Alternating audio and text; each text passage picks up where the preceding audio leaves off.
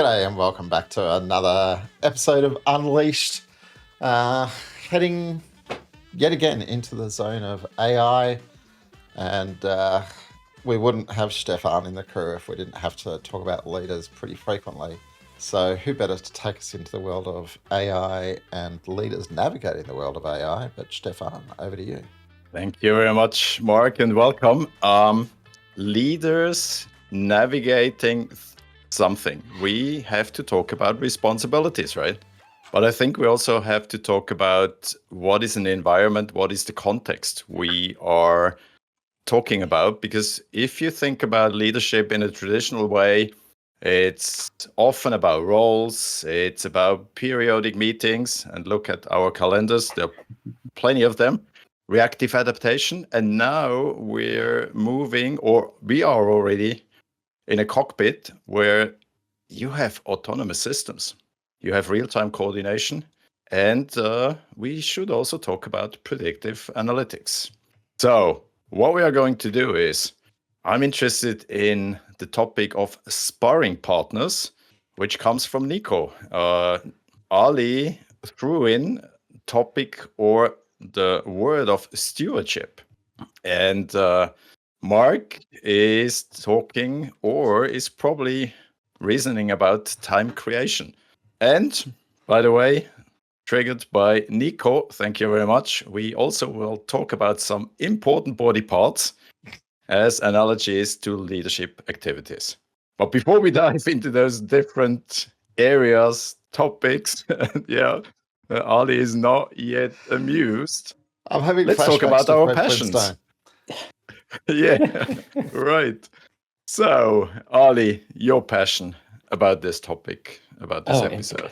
And about important body parts. Yeah, let's not, deep dive into that. No, so leadership and AI. I thought that in a sense, leadership doesn't really change that much. Why? Because there's still, the need for vision setting, looking ahead, riling people up to be able to, mobilize, collaborate into the same direction, value monitoring, quality control, all of that is still required. The thing is, if the execution increases in speed with a magnitude of X, like a huge amount, then we just need to make sure that leadership doesn't become a bottleneck and therefore becomes too slow, or maybe too slow would be the right analogy.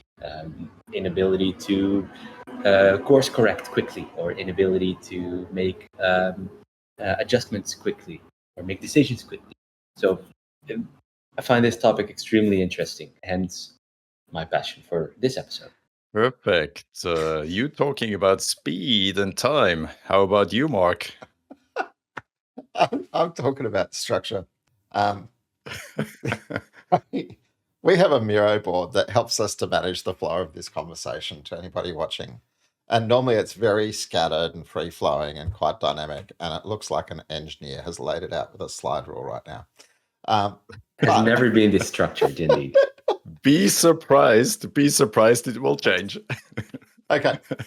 So I think I'm going to cheat a little bit and go, I think there's two things to this. One is, in so many ways, everything we talked about in our world of agile over the last 25 years, or lean and agile, equals everything that's important for leaders today, except times 10, because the pace of disruption that AI is creating is far more than we were trying to prepare people for with agile. So there's this whole body of work which you go, okay, all of this is important, but it's not new because it's been important and we've been talking about its importance forever. I think the interesting thing now, and again, this is a little bit of a parallel, but what do we like in agile? We like leadership to start to feel agile for themselves, because that helped them understand what they were trying to lead and create and inspire for their people. And I think the same thing has to come through with AI for leaders.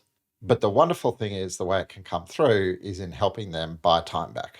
And so learning AI in a fashion that helps you to buy time back in your life in the way it helps you is a wonderful thing as far as I'm concerned. I like this statement. And moving on that red thread, Ali, you already picked it up. Leaders have still to lead in the age of AI. We still have to exemplify. We still have to create an environment where people thrive, but now with different means and tools. And for that, I was amazed reading your trigger, Niko. You came up with sparring partner. How come? First of all, I think if I watch this episode in 2 months again, I will say, "What the heck have I said?" Because everything changed now again. So I'm with Mark about and Ollie about the speed. I thought first something that has to change is as a leader, you have also to use the things your peeps are using too. And the first thing to do that came in my mind is if I'm just a leader and nothing else, what can I do with AI that I can start using it if I've never used it? And sparring partner is for me the first step. So use AI as a sparring partner, as a colleague, as a peer, where we can ask questions. How can I progress with that? Or asking asking AI to take another perspective, taking another hat, taking something you're weak in. So if you're always a happy person, always see the bright side of life, asking AI as a sparring partner now be more risk averse than I am and have a dialogue. So for me, sparring partner is the start. If you never did something with AI, except can you translate this or can you correct my emails, which is also a great start, could be the first steps. So I think as a leader starting, or even as a leader, progressing with AI, I think having a sparring partner with AI is one important skill set or a thing that's important as a leader. That was why I came up with this, and I'm going to watch it in 2 months again and see how much I laugh about myself. Well, we're still in the same episode, Niko, and let me kick it off with an opening question.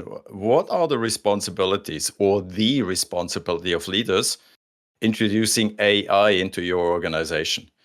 And the second part of the question would be, where does this responsibility really begin today? Is there any start, or is it already flowing? What is your takeaway? So if I may first, I know I talked already, but let me talk more.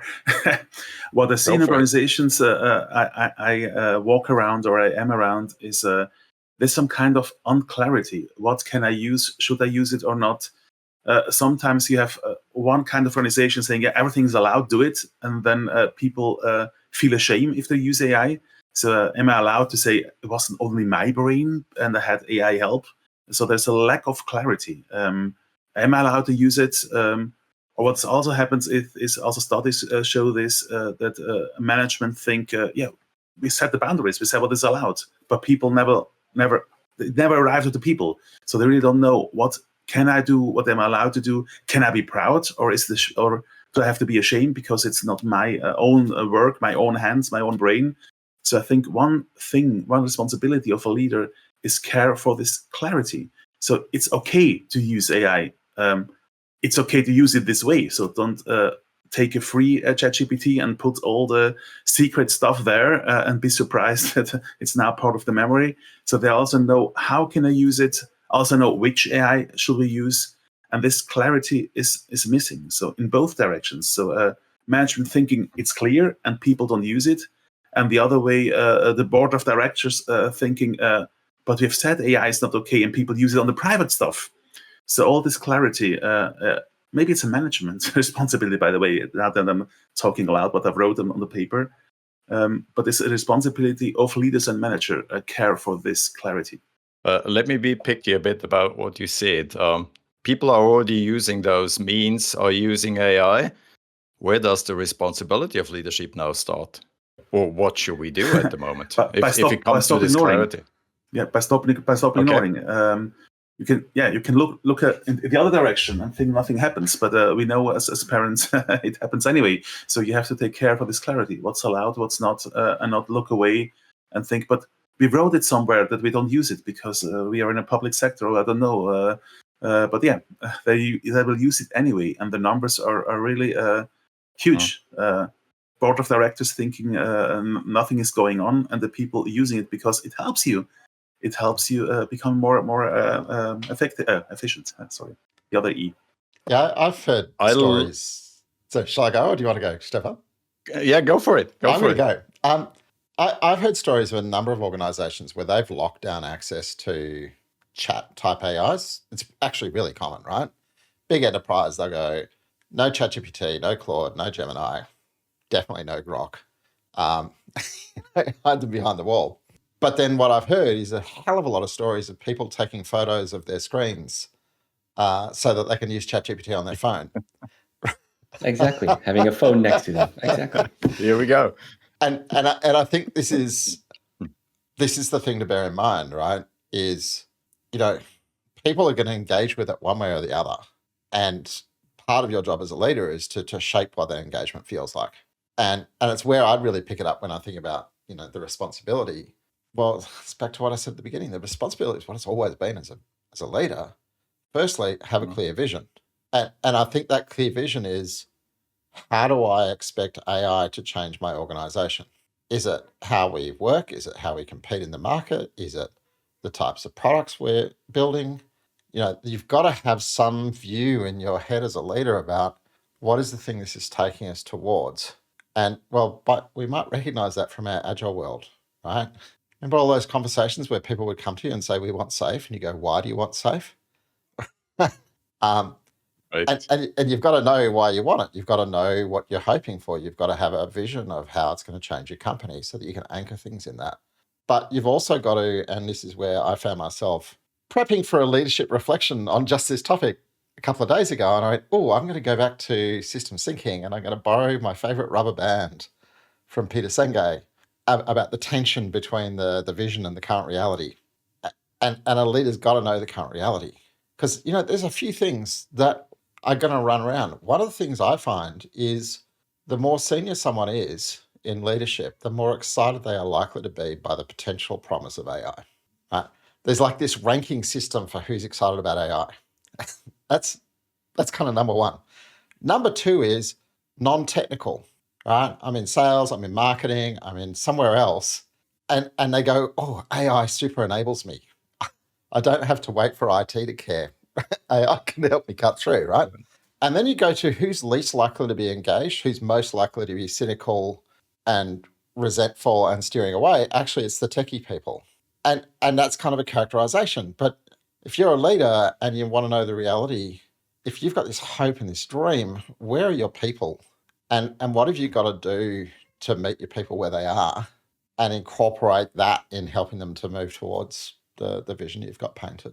I think, if I may, there's a sort of a little sidestep in there that where leadership should have actually a huge role, which is the ability to empower, interest, or energize its people to try to find these improvements.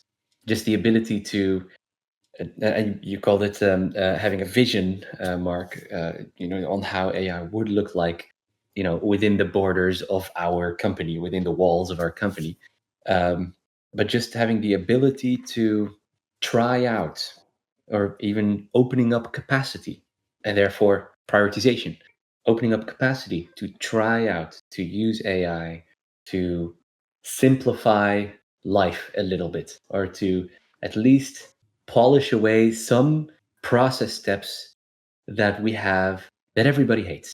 For any, and if there are tech people listening that are in design or in development, everyone hates writing hours, whatever it is, in whatever tool it is. Especially if you're working on multiple projects, just writing hours is it's a task that is required, which makes sense, but it's such a mundane, horrible task. What if you could automate that in a very reliable way and use tools to do just that? I think this is where leadership can step in and to sort of investigate what is sort of an energy drainer in our organization, and how can we simplify life by using or incorporating AI tools, AI support, to just polish that stuff away. And in that sense, I think it doesn't happen automatically. People do need to have a little bit of a push in the empowerment or maybe the re-encouragement. And I think that's where leadership can step in.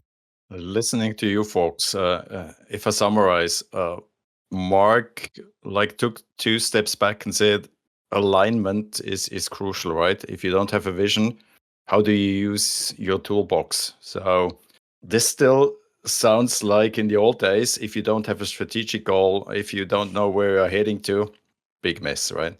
And then driving the AI adoption will be something because if people are already using the means, they're using screenshots to use privately what they already learned. That's something. And another topic that I would throw in is and this is leadership material, ensure ethical use, right? People are using it. It's already in your cockpit. The question is, how do you adapt fast in this environment? Because we still have processes, we still have rules. We hopefully have a good culture that allows an ethical use and ethical behavior when it comes to those skills that we should have as leaders, right? And with that, I would lead. Mark, I see you inhale. I'm just going to throw an addendum in on that one. And this is the one that keeps running around in my head when I think about vision. And it's, you've got to have a vision, but you've also got to be ready for the vision to evolve. Right. So if you think about it, 2 years ago, imagine you're a leader setting an AI vision for your company, right? Do you think you might have had a vision that said agents will outnumber humans by 3 to 1 in the way my company works, right? If you were in Russia, yes. Sorry. Now, some people might have, right? But it was a really different world. And that idea that says, well, I've got a vision, but actually some of the details of the vision keep needing to change. And it's got to have some level of detail so it can anchor us forward at the moment. But I've also got to be really prepared to change the detail. I think, Mark, you opened the next door to another topic. What are skill sets as a leader that are currently out of reach for AI? But we already tackled it a little bit, standing in front of that room and now opening this door. They still remain important to maintain or develop as a leader or even as an organization. And you just opened the door, Mark. Lead us into the room. So one of the ways I'm more and more thinking about the use of AI in general is, am I using AI to help me need to spend less time doing something that I don't value highly? Or am I using AI to help me achieve higher states of flow when I'm actually tapping into my special uniqueness?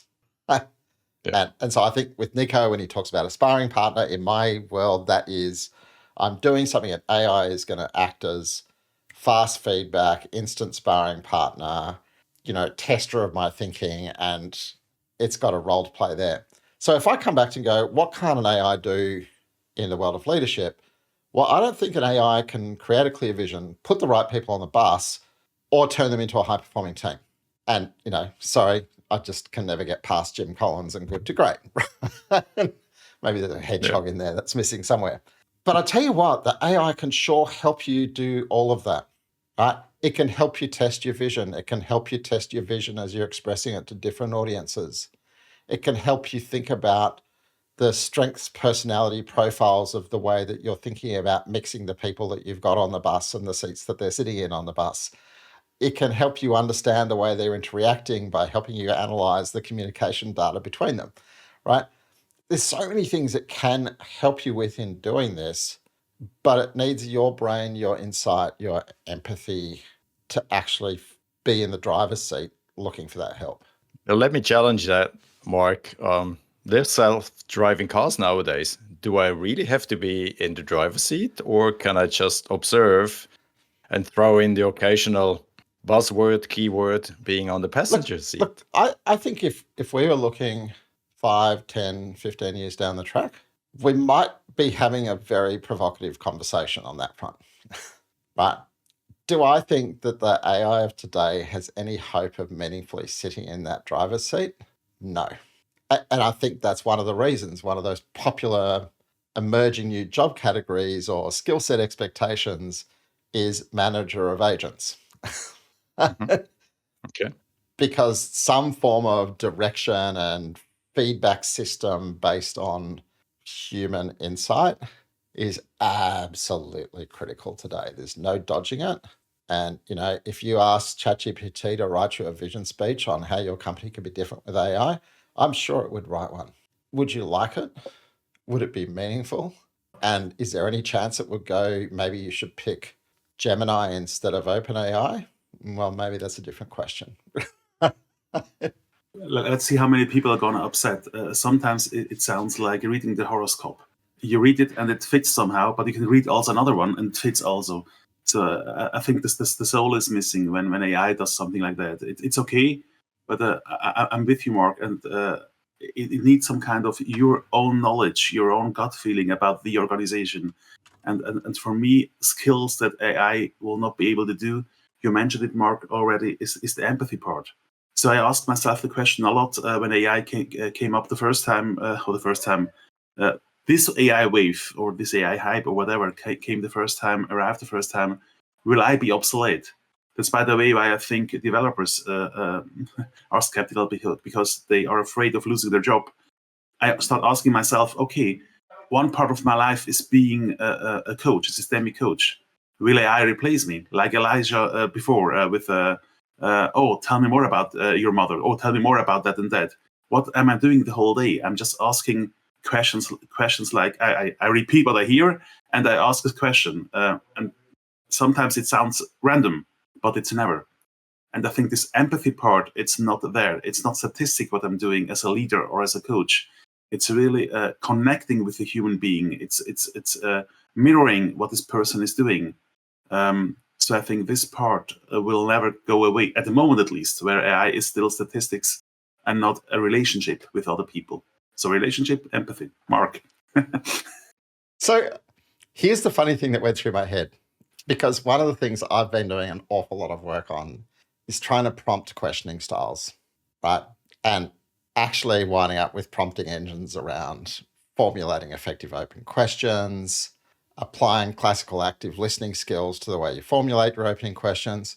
It can do an interesting thing, but I'm not going to pretend that's got empathy. What I'm going to say is some aspects of empathy are scientific, and it can help you with those.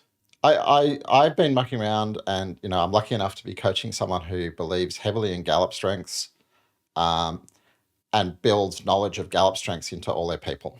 And we've got some support information around Gallup strengths profiles and how to interpret them. We went and built bodies of knowledge. And you can ask it some really interesting questions around potential dynamics or helping you to explore dynamics. It's still just maths and numbers, but I'll tell you what, it does a better job of convincing me it's got empathy than a lot of humans I've met. Interesting thoughts. Let's have a little pit stop. And the pit stop is a question from Harm watching us. He wrote, how do you seduce management starting using AI? And I think that pays into the question we are talking now. I see Ali nodding heavily. Yes. I might have a very small one, because there is an element an element of, let's say, work, professional life that I haven't seen AI being able to take over yet, and that's the ability to rile up people or to persuade people. That I think that is still a human thing. I had a team a while back that I worked with that tried to automate Scrum mastership. So in there, just iterations. They tried to. This was the initiative from the Scrum Master himself. Tried to create an agent. This was with Copilot Studio to, in a way, trigger and send messages and support the team members in anything that is related to the iteration, right? The preparation to your sprint planning, the preparation to your review. Whenever there was a new feature coming in, then the AI would send out messages via Teams to the right people to refine and to ask very specific questions. It worked pretty okay. But the idea was, maybe we have another let's say, guiding figure that just pulls us through the week, because everyone is just busy with 1,000,001 meetings. You need somebody sometimes that just nudges you to, all right, let's just sit together and think about this thing. And then after that, we can go back to our job. It didn't work. Why? Because a message on Teams or an AI agent is just a piece of text on a screen, and it's very easy ignorable. While a person sitting next to you, standing next to you, let's say talking to you, listening to you, and observing your behavior is much more intrusive and therefore much more direct. You're less able to ignore that person in the room. So it was an interesting experiment. Happened a couple of months back. The thing is, what did work out of that small little experiment is a lot of these small little clerical tasks that were solved in a way. For anyone who is quite experienced in the use of Slack, in Slack you could create all types of bots, and those bots would give you visual notifications, sort of reminders, and that works pretty well. And in a way, what happened in that team is they've created a sort of a reminding system. They took the time to build that, and it works for them. They were not able to automate the Scrum Master, but they created sort of a reminding system. So they took the time to build that. Well, how do you seduce management in let's say, using AI, or maybe even enable people to use AI? What I would say is, we should have the ability to experiment a little bit, because what if the prospect is just a 10% efficiency gain within your teams? 10%. And I think 10% is very reasonable if you're looking at what AI can do for people in their day-to-day work life. What if the potential efficiency gain is just 10%? That means as a leader, with that potential ahead of us, we should be able to open up capacity and empower teams to be able to experiment. Or more specifically, as a leader, being able to open up your capacity and experiment yourself. I think that potential gain is so significant that just realizing that should be able to, let's say, mobilize people already in at least, trying to start with using AI. I really like that, Ali, and then I'm handing over to Niko. I'm being flashed back to my kindergarten times, right? The sandpit, creating curiosity, right? You didn't have to organize the kindergarten class. Let's go to the sandpit. Have the first ones start in there, and then all of a sudden you attract others, right? And as you described, Ali, experimentation is really a cool way and approach to do so. Niko.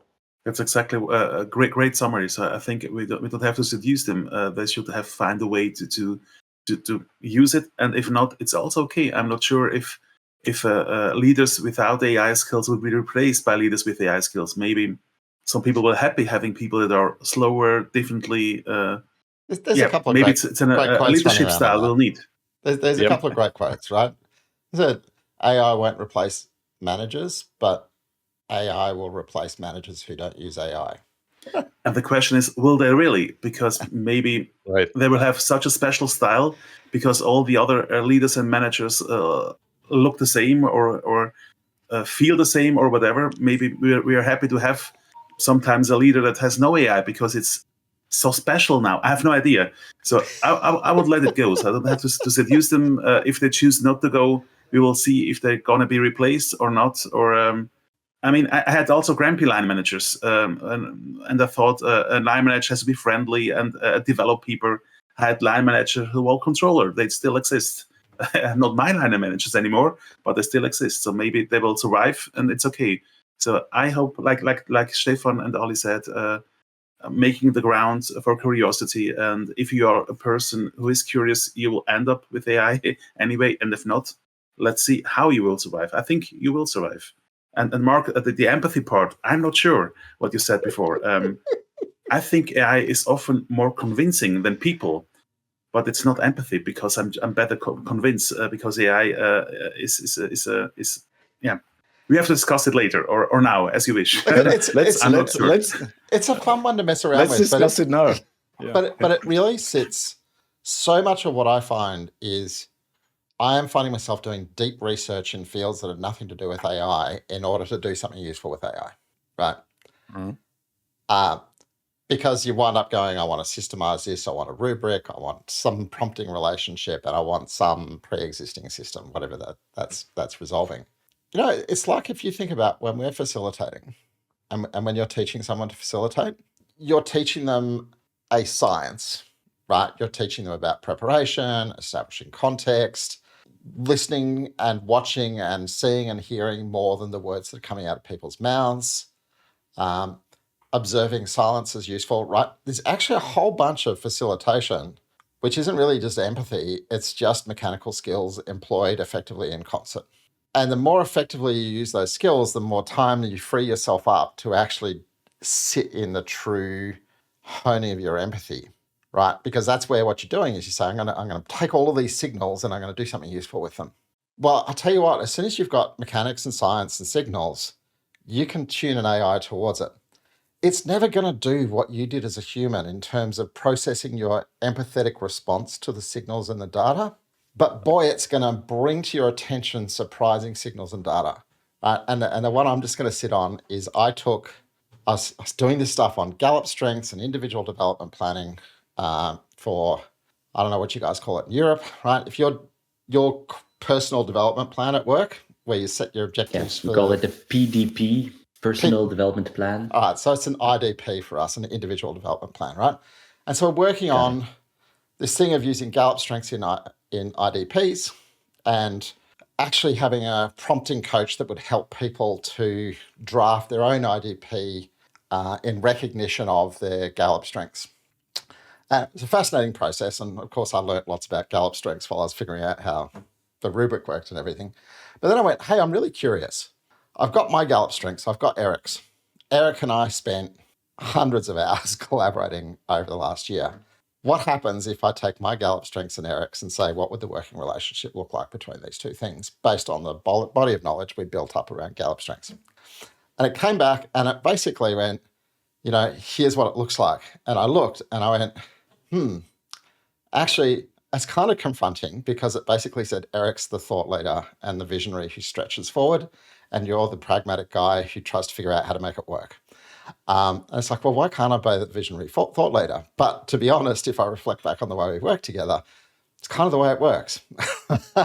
And just isn't that the effect that everyone has whenever they receive, a Gallup strength finder? It's like, wait a second, I thought I was slightly different, but whatever you're reading is actually pretty true. Yeah, like its ability to just go, here's some, let's call it signals, and go, this might be true. And I think where empathy kicks in is you draw your attention to a collection of signals and then you process them in some way. What am I going to do? Well, to be honest, I shared that little moment with Eric. Eric got insulted that he wasn't pragmatic. I got insulted that he didn't think I was a visionary. But we had some good chuckles after we got over that.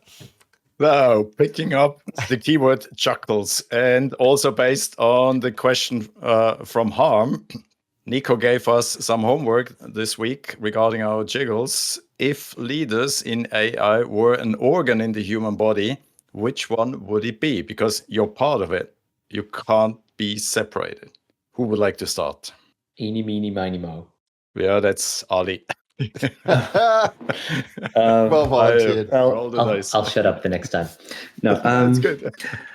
Talking about body parts, this conversation can derail so super easy. But I'm going to keep it professional. No, I thought if AI would be the muscles in the body, I thought that leadership would be the brain. Because without the brain, the muscles might be able to contract, but in this very uncontrollable way, or maybe even not do anything at all. But the signals typically come from the nervous system and are sort of controlled by the brain. So that's what I came up with in this, again, extremely creative jiggle. So let's ask the jiggle creator, Niko. Yeah, I said several times, creating the jiggle and answer it is two pair of shoes. I first thought what it's not. It's not the brain. It's not the heart. What it's not. And then I thought speed is important. Connection is important. Bringing things together like data, knowledge, people. And then I ended up the same with Ali, nervous system. It's about speed. It's about connection. It's bringing things together. It's being fast. Yeah. Nervous system. We have two nervous system. What's your organ? Mark. I actually, the more I thought about it, the more I couldn't pick one. Because what ran through my head was a book that I read many, many years ago. It was when I was one of my early clients in the Safe Days. They had their entire executive team reading this book called Head, Heart and Guts. And as soon as I started thinking about this, it was like head, heart and guts, head, heart and guts. Now, the point of that book was, as a leader, you need all three of those things and you've got to find a way to keep them in balance, right? You need the head to be actually able to think logically about where to go and what's involved. You need the heart to actually carry your people with you into that future. And you need your guts to have the courage to step into it. So maybe I cheated. It's 3, it's not 1, but it was irresistible. It was a nice flashback to quite an enjoyable book at the time. 3 is the new one. It's perfect. Gents, you're all right, but I'm the party crasher. I choose the digestive system's exit point, right? How did I get that idea? I was really on the loo, and I remembered a story that I read years ago where the organs had this discussion, who is most important? And in the end, the digestive system's exit point showed up and said, guys, I'm underappreciated, I'm overworked, but mainly I'm the CEO, because if the waste management doesn't work, we're all effed up, right? Because it should be done in an ordered way, otherwise it doesn't work. By the way, I can crash even connections, right? If there's some smaller or louder farts, it doesn't work, right? So social boundaries, we're talking about empathies. And by the way, and that's probably the takeaway I took talking about your question, Niko. Leadership should be humble, right? Because we all report to the same daily porcelain temple various times a day. So, may I have an extra question? Why do you think Eric wrote the skin? Because when I put this question on our channel, Eric answered it too, and he wrote the skin. Do you have any idea why? Why could it be the skin? So if I was to start to play with it, I would think about the skin as being the interface between the inside of your body and the outside of your body. And like there's a whole bunch of feedback that you take in through the skin. There's a whole bunch that it does to kind of regulate flow from outside to inside. And if I started to think about a leader as needing to think both externally and internally, I would start to put myself in the head of the skin. And if I had my Mark and Eric bot up, I would ask it, why would Eric think it was the skin? But how about the skin keeping all of the other organs together as a sort of a circumfence around the organs? I had a similar thought. That's probably Eric's intention when he threw in the skin, right? It stops the organ sliding out of place. Yes, that's and protection was my idea. Maybe was that so the skin protects you. Maybe it's protection. I wasn't sure. I just want to hear your thought because he's not here. I would just like to take a moment for whatever it was, 2.5 years ago in Prague. We said, let's follow up. And then 6 months later when we said, let's do a live stream, just imagining the concept that we would be listening to Stephan wax lyrical about leadership and use of the porcelain temple. Yes. So let's get back to more serious business. Yes. Focus, Ali. What are the best ways to start honing out AI skills as a leader? And where should we start? Let's get practical. Who would like to break the ice on this one? I think Mark and I have a very similar, maybe the same answer. Mark, you want to take it away? So I got forwarded an article a couple of weeks ago, which gelled with what I'd been experimenting with. It just put a buzzword label on it. And the article was a LinkedIn post by the PwC or PricewaterhouseCoopers CEO in Australia talking about their AI personal trainer. And it was a little bit of tongue in cheek going, he sets me slightly different exercises to do. But they've gone through and through their entire executive leadership, and they've paired them up with AI personal trainers who work with them, helping them polish their skills, their knowledge, their whatever. Because I think you need somebody who can be meeting you where you are and stretching you a little bit of time, right? You think about what does a good personal trainer do? A good personal trainer doesn't leave you so sore you can't move for 3 days and don't want to come back again. But they also know where your limits are and they keep stretching your limits. This might reflect back to things we've been doing for a while as coaches, right? So, where are you as a leader? What do I need to know next? There's so many things. Leaders feel so overwhelmed by how much they might need to understand about AI. Have somebody who can help you go, what's the next thing that's logical for you to look at now? Have someone who can talk to you about the experiments you've been trying and what you're learning from them and help you to find the deeper learning and the implication, right? Because in one sense, there's a world that says, if I'm a senior leader and I'm experimenting with ChatGPT and that's where I'm learning about AI, I'm going to run into all kinds of questions. And a lot of those questions can be used to illustrate things that more sophisticated agentic systems use. And it could be just understanding memory or understanding knowledge files and the usefulness of different forms of knowledge files. Or, the most recent one for me was RAG, right? Why do I want to put things through a RAG system rather than just attaching PDFs? And I took an example and I took a PDF and I said to ChatGPT, turn this into Markdown, and it gave me about 10% of its contents.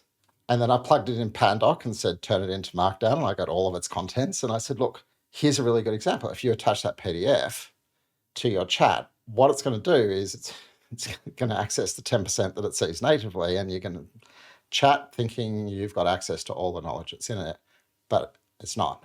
Oh, and by the way, those vector stores that people are talking about building, well, one of the things they're doing over there is they're converting PDFs into Markdown, and then they're chunking it and preparing it for ready access for you.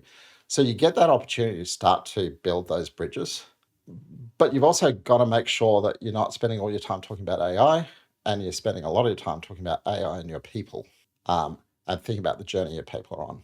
So getting yourself something that smells and feels like an AI personal trainer and putting the time and energy into doing it, and perhaps using the nags of making sure you've always done a little bit of something before the next personal training session. That's my biggest recommendation.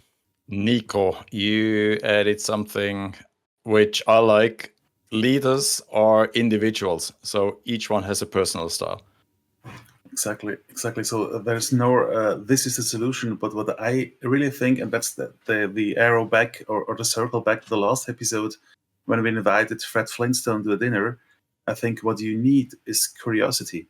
So if you have to learn AI, then it's much more difficult, because if you have to, that's so much energy you have to put in, you will just die before. So I think you need this kind of curiosity and taking the picture of the dinner. So while you are at the dinner, you just learn it by eating or learning by doing. So you need this kind of curiosity and learn on the way. And I know my way is going to conferences or going to meetups or doing something like that I do with you, talking with people, see what Mark is doing, what Ali is doing, what Stephan is doing. This is the way that fits my style. It's a very social style of learning these skills. But I think the most important part, independent of how your brain is ticking or how your personality is, you have to want to learn it, to learn the skills. And then you need curiosity. I think that's the main ingredient. I'm summarizing what I just heard from you, gents. So combining technical literacy, you need someone who does training for you, who is a sparring partner, who helps you to get better in that one. But you also have to combine it, and that's what you find when you do some research. You combine it with change management skills, right?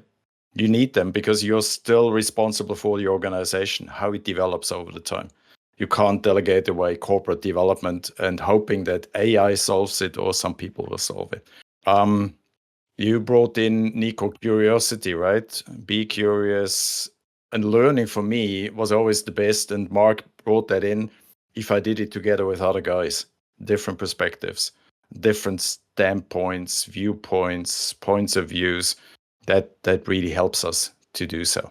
What's the impact if you are learning, if you are getting better, if you are understanding the toolbox? What is changing for a leader when it comes to decision making, to communication, and let's also use this topic of trust.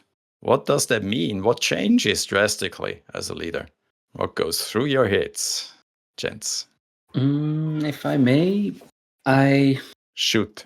I'm very much fan of scenario-based decision making, which means that it requires a bit of preparation. Whenever a decision needs to be made, it requires a preparation to have a couple of scenarios, and with each scenario to identify what is the impact of the scenario. If we choose for this path, it's going to cost us this much. It's going to have an impact on these kind of products. It might influence this type of customer, and therefore you can weigh the multiple scenarios next to each other to make an informed decision. The thing is, it takes a lot of time to prepare these scenarios. That's why what typically happens, or what I see, is that very often decisions are made with incomplete information, are made based on gut feeling and insufficient data, and maybe with insufficient debate. And this is where AI can help in let's say taking all of the effort that is required to build these scenarios and to write that out in a way, to do the research, to write out the scenarios, and then suggest those scenarios to our leaders so that, again, they can make informed decisions. And it's a relatively simple thing to do, actually. By just you'll have to feed it the information that it's that we usually would use to define these scenarios, and you would ask it the questions, and the responses are typically pretty creative. Ali, we probably have to create a fan club. You'll be the president, I'll be the secretary. I'm in the same domain, right? Actually thinking about how can you create scenarios on a meta level to deal with scenarios. And I think this is important for decision making. Some of you know that I have a military background, and this is a lot of dealing with scenarios. What if, right? Correct. Uncertainty. Yeah. How do you address that? And I can see a huge potential that AI supports me, but the final decision is with the leader or in the chain of command. Who sets the boundaries? Who then sets the intent or even the goal, the objective? So we talked about decision making. Now, what about communication? Mark? Well, I'm going to jump in on probably all of the above, because I think the first thing, I just want to really stretch it for a minute, is when you think about systems of management, decision making, communication, so on and so forth, you've got to work on the fact that you are designing for a staff that includes both humans and agents. Right, so all of your systems need to evolve towards the point of going, we have data that both systems and agents can leverage. And so that in itself is a really profound impact on the foundation of your communication structure.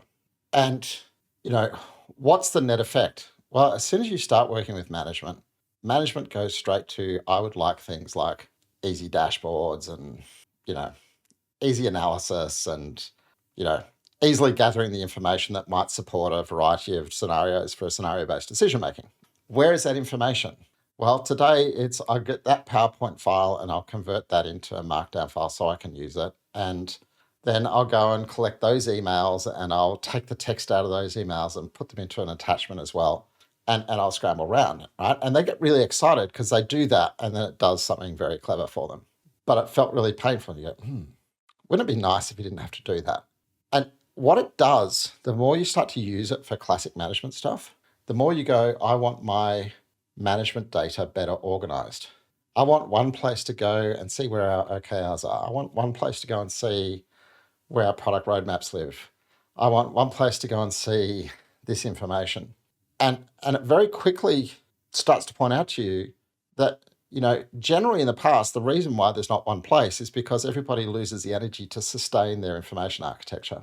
They start with a plan, right? Just if you've ever been near Confluence, every Confluence website starts out being really nice and winds up being an unmanageable mess.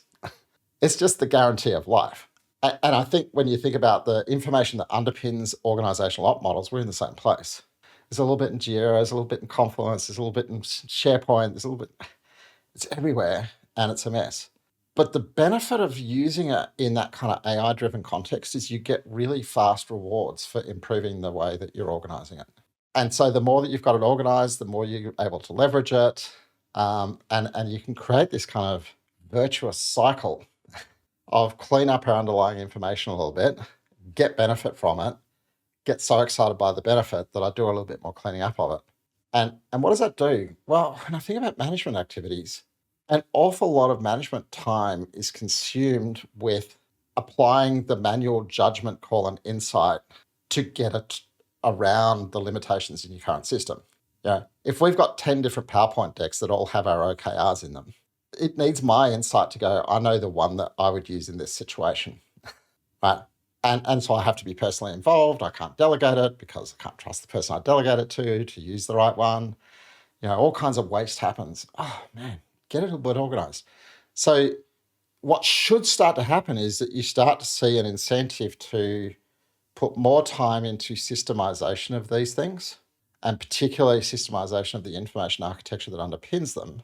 And that time gives you instant payback in terms of management time for deeper thinking and actually evaluating the insights rather than trying to assemble them.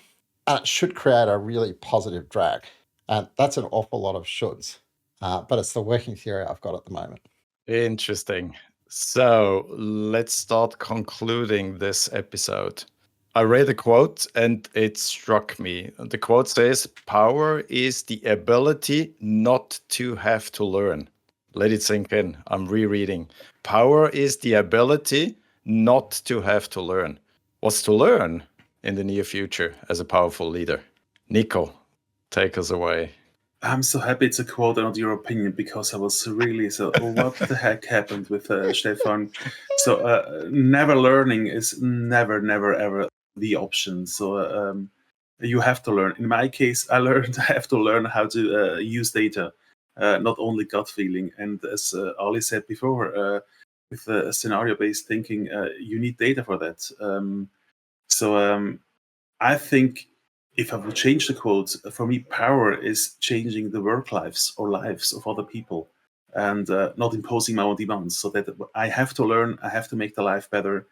And I'm also sure in the beginning, when I'm using AI as a leader, I will need more time, because I will have this idea of scenario-based things. And before I didn't have the time and say, just gut feeling. And now I have the time, I have the data. I will need more time than before. So don't expect miracles because of AI. Now I can manage 60 people than 20 people. You will need more time until you get comfortable with it. So you have to learn. It's not an option. So whoever wrote this quote, I hope I don't offend this person. It's wrong. Sorry. Your thoughts, Ali. Yes. Shoot. I thought was an interesting thought experiment. Power is the ability not to have to learn. Well, I thought, and then another quote popped into my mind. I think power is the ability to empower your teams. I think that is power. So if in the context of AI, as a leader, you shouldn't become the expert, but you still want to leverage AI, which means as a leader, you should be able to create an environment where the people around you can leverage AI. And that whether that is by enablement, by influence, by inspiration, I have no idea, but the ability to empower your teams, I think is that is power. That's great, Ali. I just remember a quote from my uncle: "With power comes great responsibility." So thank you so much. Your conclusions. So you Mark. exploded my head so much with that quote, Stephan, that I had to go researching. And I assume, knowing you, that you know the book that it came from or the paper. So it was by a guy called Deutsch, so I'm assuming he was German. And it was a study I'm pretty sure it was centered in government. And actually, the goal of the study was to think about output and input. And when you're in leadership, you're outputting things and you're receiving input. And the whole central thrust of it was the importance of maintaining that imbalance.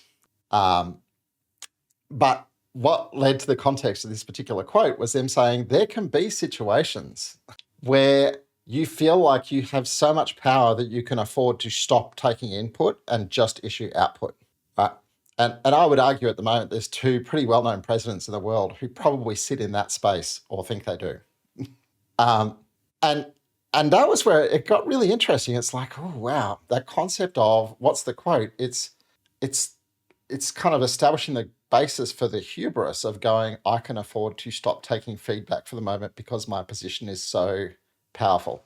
For me, in the end, it's actually, if I did a personal thing on it, after so many years of coaching Agile, you're used to walking into organizations where a whole bunch of people don't want it, right? And they have these misconceptions, and they have fear, and different people, different perspectives of why not, right? And we've all been, hey, we've got this thing called Agile. We know if you do it well, it's going to change your lives.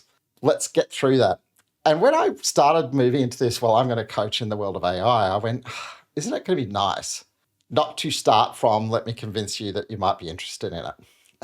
My learning has been, actually, for an awful lot of people, it's let me convince you that might be interested in it. And that just because some of us are excited about AI, not everybody's excited about AI, and some of us potentially are very, very unexcited by it. So input and output. One might have thought that AI gave you an imperative that suggested you could have the ability to afford not to learn and hear signals about your AI vision. Not true. You can never shut off taking Indeed. signals. But if I was thinking about learning, I'd be thinking about the one thing with AI, it just feels so overwhelming because it's moving so fast and there's so much information coming at you. And almost everybody I talked about AI goes, there's so much still to learn. I'm overwhelmed by how much is coming at me every week. And so I think the power as a leader to go, I'm going to choose the things that I need to learn now, and I'm going to choose the things I don't need to learn yet, is a very powerful choice. Thank you very much. We're coming to the end of this episode. Just one key takeaway. Who would like to start? Start using AI yourself and make sure it's clarity about the usage of AI in your environment, your company, whatever it is. And I can second that, Niko. If we take the paradox we just talked about, your leadership power is making you stupid about AI if you don't learn, right? Start getting your hands dirty. Talking about that, my one key takeaway is get help, try it out. Because especially if you're applying it in an environment of annoyance, things that you don't like, and if you could get help to fix that, you automatically get the energy and you're convinced that you could also use it elsewhere. And I think it's, for me, respect the humanity of your people. You've got to be engaged enough with both your vision and your current reality to hold the tension and lead your people on the journey towards the vision rather than risking them jumping off the boat. And with that, thank you very much for your attention. Talking Stick goes back to Mark. All right. So next week, and I haven't double checked the maths yet, but I think next week is our 50th episode. Whoa. I did rough maths earlier today because I'm trying to catch up on the 8 episodes that were queued up for post-production. And I think when all 8 of those and today are out, then next week becomes number 50. So for number 50, we're going to talk about blind spots that prevent AI success. I'm sure Niko's full of them because it feels like a lot of the stories that I saw coming out of his recent trip to America were based on how to avoid being not one of the 95% of failed AI projects. So should be a fun one. Have a great week, and we'll see you next week.